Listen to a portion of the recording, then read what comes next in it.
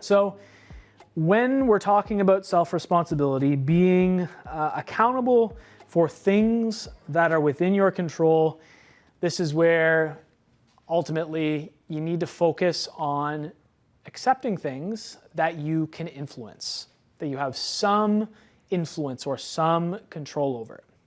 Because if you spend your time and your energy focusing on things you have little to no power to change, your influence will also tend to shrink.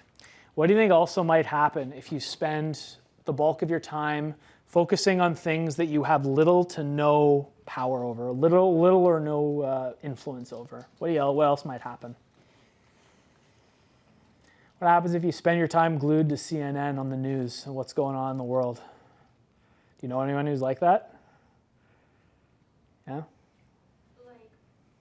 anxiety and feeling of doom. Yeah. Oh, totally. As I think some of you may know, I work with a lot of older adults, and they are glued to CNN. And whenever I work with them, every second sentence involves Trump, just all the time. And when they talk about that, there's just this sense of fear and anxiety all of the time. And one of my friends who's a psychotherapist, we talked about that a little bit, and he sees people who are glued to the news, whether it's the TV or social media or wherever you're getting your news from, and he gets people that are like that, and he tells them the first thing you need to do is shut it off, period. Because again, all of that you have no control over, zero, nothing. And meanwhile, you're missing a whole bunch of things that you do have control over and do have influence on.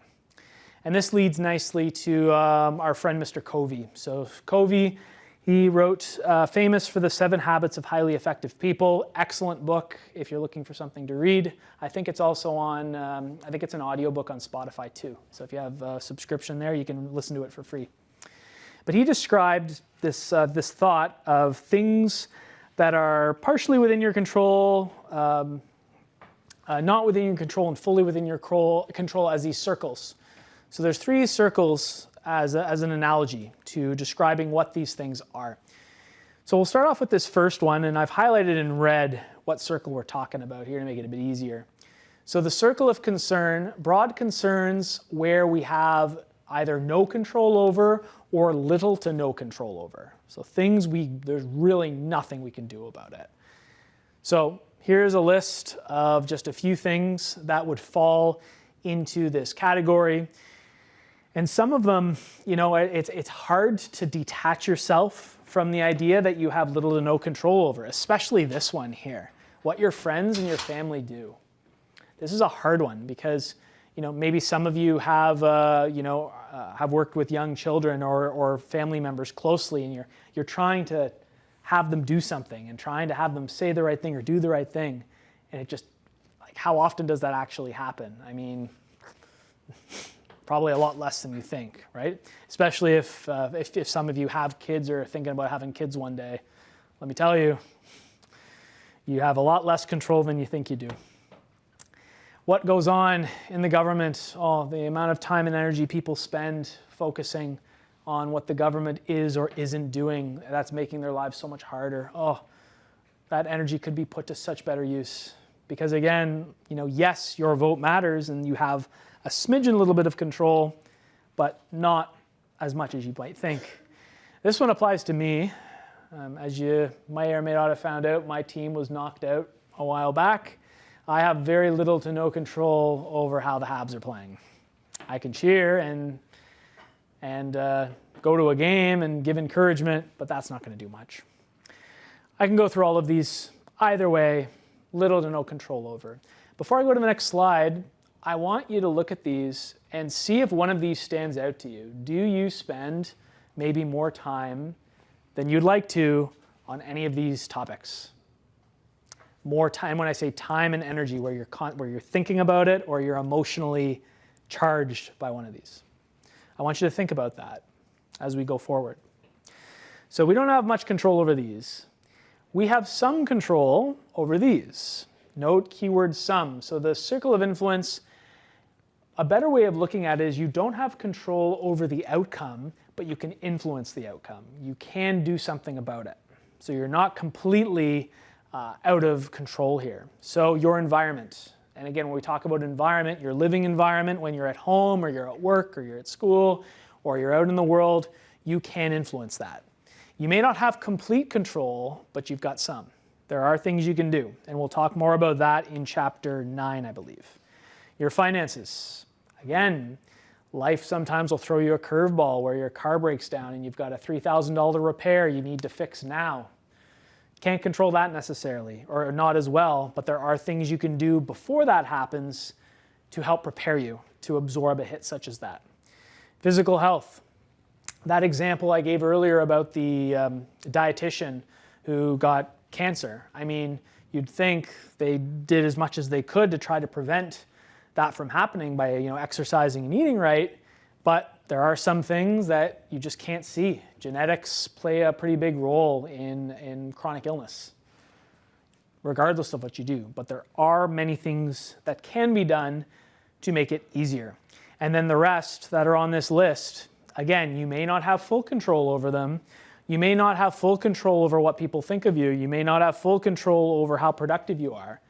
But there are things you can do, there are choices you can make that can absolutely influence them. They can. And that is where at least Covey is suggesting spend less time here in your circle of concern, more time in here. More energy, more time spent on these. So the last circle is our circle of control. This is the last one, and it's things we have direct control over. Does anybody have any guesses or thoughts on things we have 100% direct control over? What would fall into that? 100% control. Productivity in what sense? Like I have work or school, we have control over that completely. We have some control over that. But then what happens if you get a phone call from somebody saying, so-and-so died, I need you to drop everything and leave?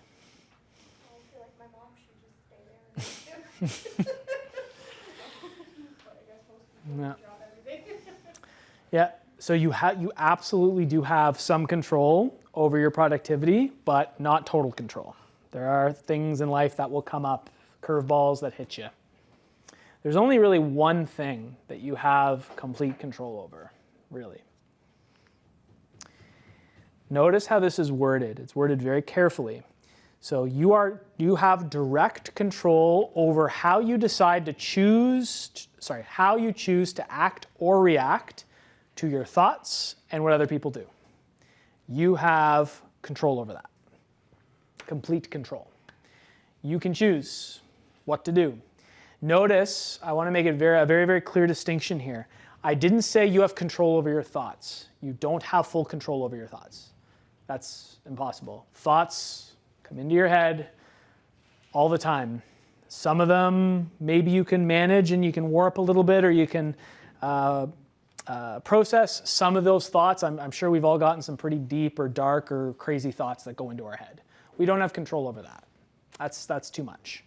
But you can choose to respond to said thought a certain way.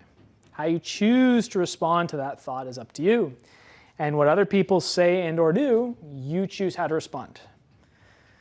There's nothing worse than somebody who says, you made me do this. You made me say this. You made me do this. That's nonsense. No, that person chose to say or do that.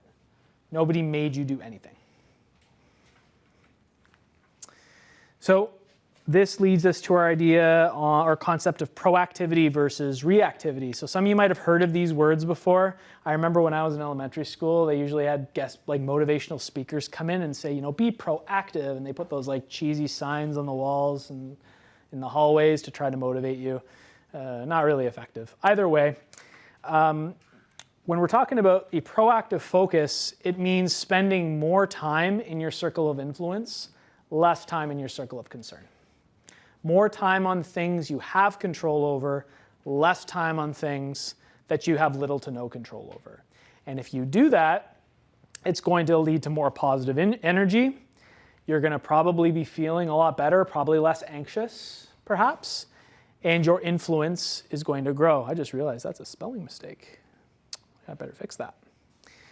If you are more reactive, you're spending way more time focusing on things that are not in your control. And I want you to think about that. Maybe you know somebody who spends all of their time on things they have little to no control over. You know, how would you describe their energy? You don't have to answer, but how would you describe it? Probably not great. Probably, I've had one student say toxic, the word they used. Maybe a bit extreme. Either way, you want to try to spend more time focusing on things within your control. And by doing that, you're able to take more ownership, more self-responsibility. You do a better job at anticipating things if they go wrong and reacting accordingly. Whereas if you are more reactive, again, you're often driven by impulses, short-term responses, a feeling like you can't control what you say or do, or you can't manage that when you are spending so much time in your circle of concern. So we'll finish off our quiz here with one more activity. Going to take you a little more time. It's a sorting activity. So you've got a bunch of options, and you need to tell me where they go.